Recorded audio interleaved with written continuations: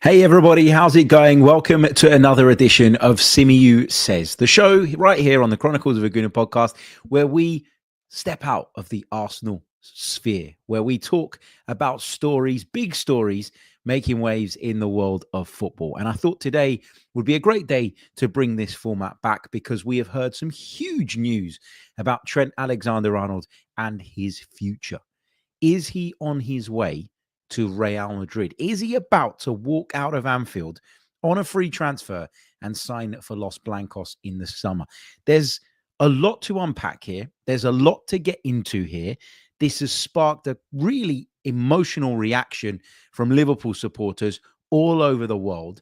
And I think it needs neutral voices to chip in here and bring back a bit of sanity to the conversation. You're listening to the Chronicles of a Gooner podcast with me, Harry Symeou.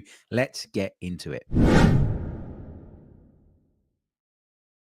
Hey, everybody, how are we? Welcome back to the pod, an impromptu edition of the pod. It's not going to be a long one, but it is a story, this Trent Alexander-Arnold to Real Madrid thing that I really felt was worth jumping on and discussing because I feel quite strongly about the reaction to this news. Now, first of all, let's start with what the news is. We're coming to you at about 4:30 on Tuesday, the 25th of March. So we're a long way off from the summer still, but there has obviously been a lot of noise around Trent Alexander-Arnold's future for some time. And it seems as though he's going to end up joining Los Blancos come the summer. Now, it's interesting because earlier, we heard from a number of people that it was done, that it was all done and dusted, that the deal had been agreed. I think Alex Crook had mentioned that it was something like £250,000 a week or something like that, is what I heard. And that Trent Alexander-Arnold had basically signed on the dotted line. It was all agreed, blah, blah, blah, blah. But since then, we've had a couple of other accounts of what's going on. So Fabrizio Romano, a very renowned journalist, particularly in the world of transfers, says that this is almost done. David Ornstein says that it's not done yet, but Liverpool, he doesn't say anything about Liverpool. He says that Real Madrid, I beg your pardon, are working on this, have been working on this since January, and expect maybe some progress to come in the not too distant future. So he says that Real Madrid are doing everything that they can, working really, really hard behind the scenes to make this happen, have been trying to convince Trent Alexander-Arnold since the start of January. Let me just clarify exactly what he said. There you go. Real Madrid working to close deal, sign Trent Alexander-Arnold on free. Real Madrid must inform Liverpool if and when done. It's not happened yet. Spaniards monitoring the 26-year-old right back for 2 years plus, and they've been doing everything within their power since January to convince him to join. So it looks as though there's a real possibility that Trent Alexander-Arnold is going to make this move. And a lot of people have kind of reacted to this in a negative way. There's a lot of Liverpool fans online saying things like, he's turning his back on us, sort of kicking off about the fact that he's going to go on a free transfer as if that is Trent Alexander-Arnold's fault and not the club's fault, which I find a little bit strange. I think for me, when a player walks out on a free, which is probably going to happen in this instance, yes, of course, you can look at the player and you can say, well, why didn't you sign? And why didn't you put pen to paper on a contract with some sort of clause in it, maybe, that gives you that freedom to leave should you wish, but that also protects us against clubs coming in and doing exactly what Real Madrid have done. If you really love the club, Trent, if you really love Liverpool, why didn't you do something like that? Well, let me just start off by saying that any footballer, any employee of any organization who has a contract with an expiry date is entitled to walk away at the end of that contract and should not be slaughtered for it. If Liverpool haven't been able to convince him that it's the place for him and that he should stay, or, to sign a contract that has a clause in it that maybe Real Madrid could then trigger to get him out of there should he choose to make that move in the future, that's on them. That's their problem. That's their fault. We've been here as Arsenal fans over the years. We've seen really important players go into the final years of their contract, and then we've had to sell them on the cheap. That's bad enough. This is worse because he's literally going to walk away. And this is a player that you could argue in today's market is worth 80, north of that maybe, £1 million. And Real Madrid are about to sign him for free. Now, let me just say that Real Madrid do this quite a bit. Okay. They identify a target, they look at them over a long period of time, they work on them over a long period of time, and they convince them essentially not to sign a new deal at their current club. And then they bring them over with a nice, healthy signing on fee. Now, for Real Madrid, it makes a lot of sense. The signing on fee is going to be significant to the player, but it isn't going to get close to what Liverpool would demand in terms of a transfer fee. The difference here and the key point here is that that money goes straight to Trent Alexander-Arnold and his people, rather than having that transaction take place between Real Madrid and Liverpool, where the bulk of the money is exchanged between the two clubs. Okay, so they'd have been working on this for a while. This idea that Trent Alexander-Arnold should have signed a contract just to protect Liverpool against losing him on a free is a nonsense, because A, it's not his responsibility, B, it's not his bloody problem, and C, you can bet that Real Madrid have said, if we've got to pay a big transfer fee for you, we don't want you. That's the way that Real Madrid work. They get into your head, they convince you, they use their incredible aura and pull to drag you in, and then they do it on their terms. They wait sometimes 1, 2, sometimes even 3 years to sign a player to be able to do it this way. They use their position in the footballing food chain as an advantage. Now, I don't want to hear, and this is not exclusive to Liverpool, but I don't want to hear fans complaining about the way they do things. They're well entitled to work and operate in this way. And I saw it was pointed out on social media earlier on, and I'll just try and find the tweet here very, very quickly on my phone in front of me. It was pointed out that Liverpool have done something pretty similar too. Dougie Critchley, who you will find on Sky Sports, says there's a certain irony in Liverpool fans complaining about Real Madrid's approach for Trent. They signed the then 16-year-old Harvey Elliott in 2019, reportedly offering £750,000 for him. The case went to a tribunal and they were ordered to pay a fee that could reach £4 million. In the summer of 2016, Liverpool were forced to apologise for making an alleged illegal approach for Van Dijk. He missed the final 3 games of his time at Southampton, having previously been forced to train alone before eventually joining Liverpool in January 2017.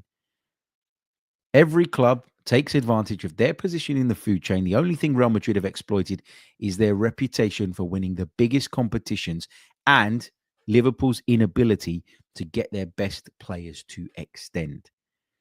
If you're an angry Liverpool fan on this Tuesday, direct your anger towards your football club, who should have then tried to cash in on the player last summer. Now, even then, right, you can look at them and you can say, right, they're the ones to blame, and I get that. But even then, I do think, you sort of often as a club go into things with the best of intentions, right? You can call it incompetence if you want. But I think sometimes the club goes into it really, truly believing that they will be able to persuade the player to stay. And in this instance, they haven't been able to do that. They probably would have been able to do it had it been anybody in world football but Real Madrid. This is the biggest club on the planet. It's the biggest club on earth by quite some distance. They are serial European Cup winners. They're serial La Liga winners. There's so much to love. The aura, the colors, everything about Real Madrid is special. It's the club, I've always said, that players would leave their club for. If I grew up and had the luxury and the pleasure of playing for Arsenal and that honor of playing for my club, of course I'd want to stay there for a while. But if there was one club that was going to turn my head, it would be Real Madrid. And I think that goes for most people because of, as I say, that prestige and that aura that they indeed have. In a situation like this, nobody owes anybody anything. I've heard Liverpool fans phoning up on the radio earlier today saying, Trent Alexander-Arnold owes us. He owes us for making him the player he is today. He needs to stay, or he needs to sign a contract that allows us to get a fee for him. He owes the football club. The truth is, he doesn't owe Liverpool Football Club anything, and Liverpool Football Club don't owe him anything. They've both been working to contracts. He's honoring his contract. He hasn't broken his contract. He hasn't come out publicly and slagged Liverpool FC off. He hasn't moaned if he feels or thinks that the offer that's maybe been put forward to him by Liverpool is below his market value. He has not said a word. It's everybody else that's been doing all the talking. Trent Alexander-Arnold cannot resist the pull of Real Madrid. And I'm sure there'll be plenty of players in world football that would find themselves dealing with this situation in exactly the same way. And so when I go online and I read stuff like that, listen, being disappointed and being frustrated, it's fine as a Liverpool fan. Like, he's one of your best players. He's one of your most important players. He's been a huge sort of staple in the success that the club has enjoyed for quite some time. There's loads to love about what Trent Alexander-Arnold has done at Liverpool, but he's won it all. He's won the Champions League, he's won the Premier League, he's won the League Cup, he's won the FA Cup. What more is there for him to achieve at Liverpool? And so he probably looks at this summer and feels like it's a good time to kind of draw a line under his career on Merseyside and go off and play for the biggest club in world football. Go and enjoy himself, go and experience something new, a new language, a new culture, a new environment. It might do him good, because I do feel like he's one of those players that gets a rough ride from a lot of people.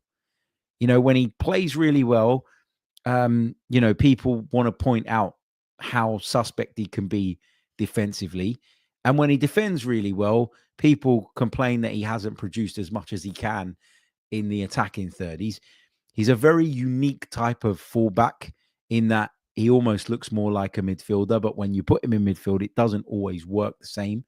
And that speaks to what I was talking about on the main pod about Miles Lewis-Skelly and sort of the difference between playing at fullback and drifting into midfield.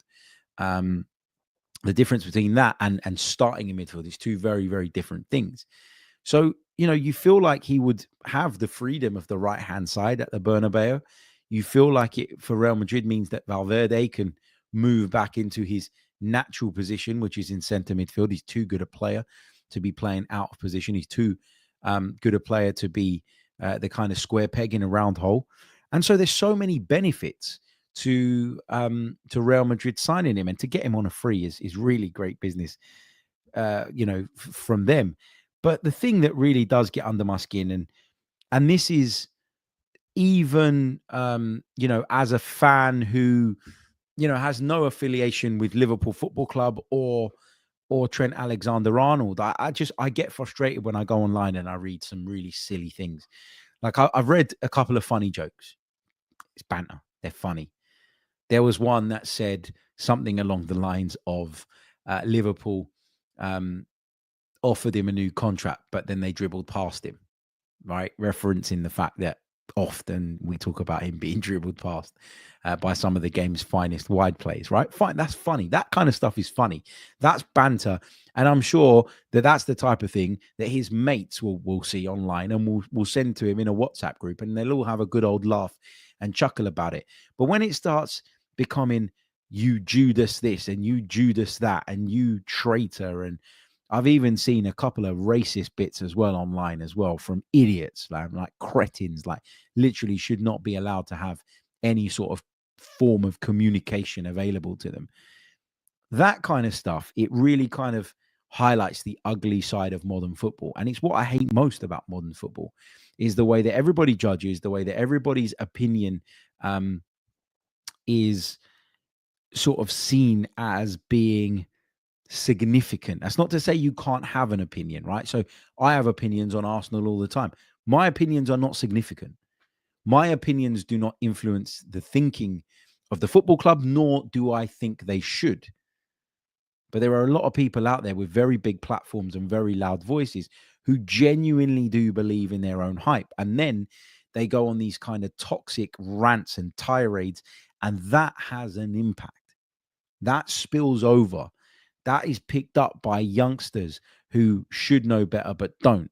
That is picked up by other people who can't think for themselves, and it snowballs and it snowballs and it snowballs. And we see young black players in this country take a hell of a lot more shit than everybody else because they are, in my opinion, treated very, very differently in the tone that they're discussed, and for lots of other reasons. You see it with Marcus Rashford. You see the stick that Marcus Rashford's got. You saw the shit that Bukayo Saka got when he missed that penalty in the Euros. Now Trent Alexander-Arnold. For a while, Trent Alexander-Arnold has been picked on more than others. And, people will say it's nothing to do with their race. And I'm not saying everybody that is critical of them is racially sort of motivated, but there is an element of that, because when the criticism of them comes to the fore, there's that nasty dark side, the racism that rears its ugly head. If the media are critical of a white player, for instance, in the Premier League, you don't get as much of the toxicity around it. There is obviously still criticism, and there's obviously still idiots online that are going to say what they want to say. But in the cases of some of these young black men, Miles Lewis-Skelly's a recent example as well, the coverage around them takes a nasty turn, because under the surface, there are some, not everybody, but there are some idiots whose opinions are influenced by their racial prejudices. And this is a really great example of that. And because Trent Alexander-Arnold has been on the receiving end of crap like that, because Marcus Rashford has been on the receiving end of crap like that, I wouldn't blame them for wanting to go abroad. Now, I'm not saying it's any better in Spain, by the way. We've all seen some of the incidents that have taken place there. But sometimes they just need to break away. They just need to spread their wings and fly away and do something different, do something fresh, take on a new challenge. It's really, really important. I'd imagine that some of our listeners work in corporate jobs or any type of job for that matter. Do you stay in the same place forever? Or do you try and jump around wherever possible to better yourself wherever possible? Of course. So why are we so anti-footballers doing that? Trent Alexander-Arnold would be leaving one of the biggest clubs in world football to join the biggest club in world football. You could argue that there aren't many clubs in Europe with a better European heritage than Liverpool, and you'd be absolutely right. But one of them that do have that better and greater heritage is Real Madrid. It's not like he's leaving Liverpool to go to Manchester City. It's not like he's leaving Liverpool to go to Newcastle. It's not like he's leaving Liverpool to go to Chelsea.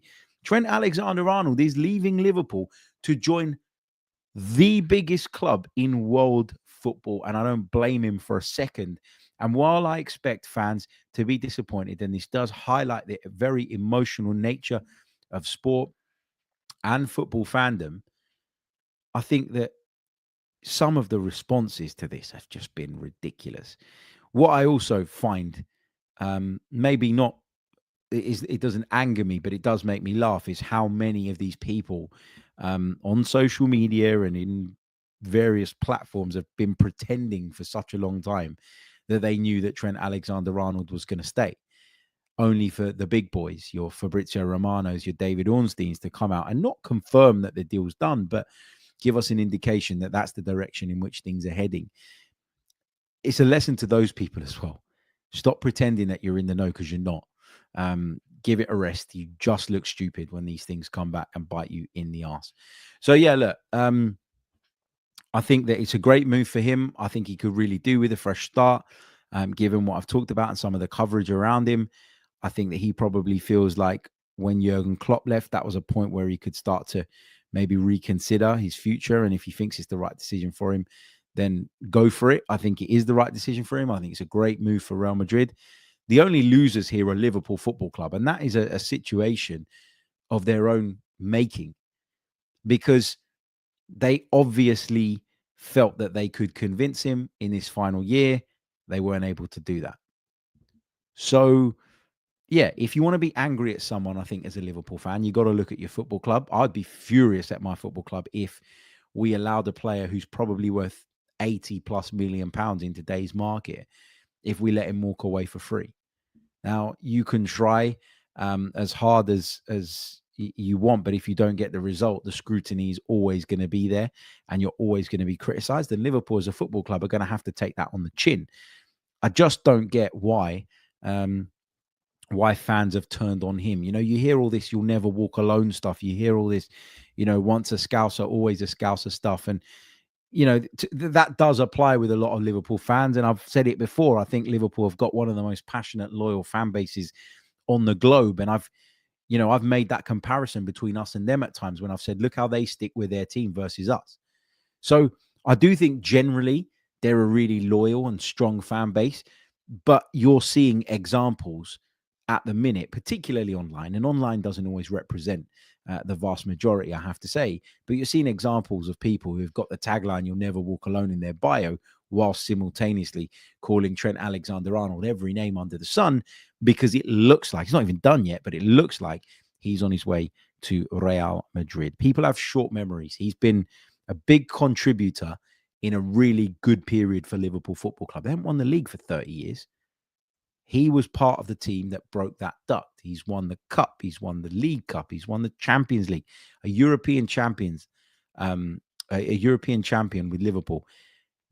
He should go down as a Liverpool legend. And if that is impacted or tarnished by his decision to join Real Madrid, then that says more about the people that have turned their back on him, I would say, than it does about the young man who's got the opportunity of a lifetime in front of him and just wants to take it.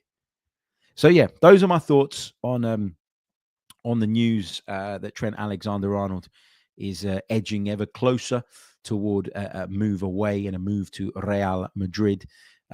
Yeah, let's see how that develops. Let's see how that progresses. But yeah, if you're one of those people that's abusing the kid and giving him all sorts of shit, give your head a wobble. This is silly. As I said already, if he was going to Chelsea or to Newcastle or whatever, one of the new money clubs, if you like, and people would look at it and go, "Well, what's that all about? You could have stayed with your boyhood club and done more, blah blah blah blah blah."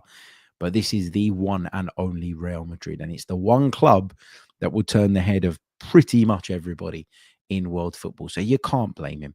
He's probably going to go on and win multiple European championships, multiple league titles, God knows what else. And he's going to have the lifestyle, living in Madrid, something new, different challenge, new culture, new language, etc. I think if I were a Liverpool fan, deep down, I'd be disappointed and sad that you're going to lose him. But I'd also, if I really did care for the player as much as some of the Liverpool fans claim, I'd also be a little bit excited for him as well. And people keep throwing this at me. I was about to jump off, but I've had this this comment come up a few times in the chat. So let me just very quickly address this before we go. Carl says, do we have the same energy when Saliba goes there? And in response to my tweet that I put out a little bit earlier today, I had multiple people saying to me, well, would you say the same thing if it was Bukayo Saka?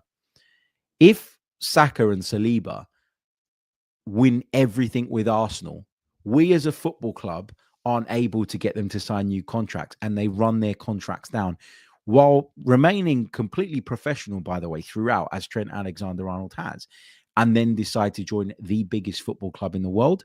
Will I be sad? Will I be disappointed? Yes. But will I be angry and hurl abuse at them? No, I won't.